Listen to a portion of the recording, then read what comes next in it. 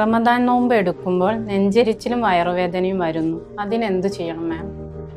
നോമ്പ് സമയത്ത് നമ്മൾ ഏറെ നേരം ഫുഡ് കഴിക്കാതിരിക്കുമ്പോൾ തന്നെ വയറ് കാലിയായിട്ടാണ് ഉണ്ടാവുക. അപ്പം നമ്മുടെ വയറിൽ ആസിഡ് പ്രൊഡക്ഷൻ, അമ്ലം പ്രൊഡക്ഷൻ കൂടുതലായിട്ടുണ്ടാവും. അതുകൊണ്ടാണ് നമുക്ക് നെഞ്ചെരിച്ചിലിൻ്റെ ലക്ഷണങ്ങൾ കൂടുതലായിട്ട് കാണുന്നത്. അതിന് എന്തെല്ലാം കാര്യങ്ങൾ ശ്രദ്ധിക്കണം?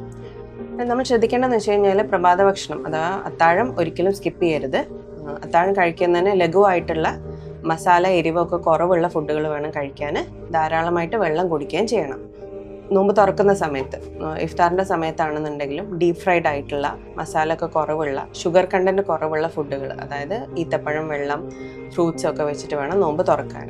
പിന്നെ 12-13 മണിക്കൂറൊക്കെ ഫാസ്റ്റിയാണ് എന്ന് കരുതിയിട്ട് ഒറ്റ ടൈമിൽ തന്നെ കൂടുതലായിട്ട് ഫുഡ് കഴിക്കരുത്.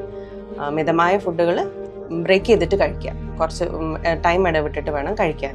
പിന്നെ മസാല ഒക്കെ കൂടുതലായിട്ടുള്ള ഫുഡുകൾ കഴിയുന്നതും ഒഴിവാക്കുക. ചായ നിർബന്ധമുള്ള ആൾക്കാരുണ്ടാവും, പക്ഷെ അതെല്ലാം നമ്മുടെ ഗ്യാസ്ട്രൈറ്റിസ് കൂട്ടാനുള്ള ചാൻസസ് ഉണ്ടാക്കുകയുള്ളൂ.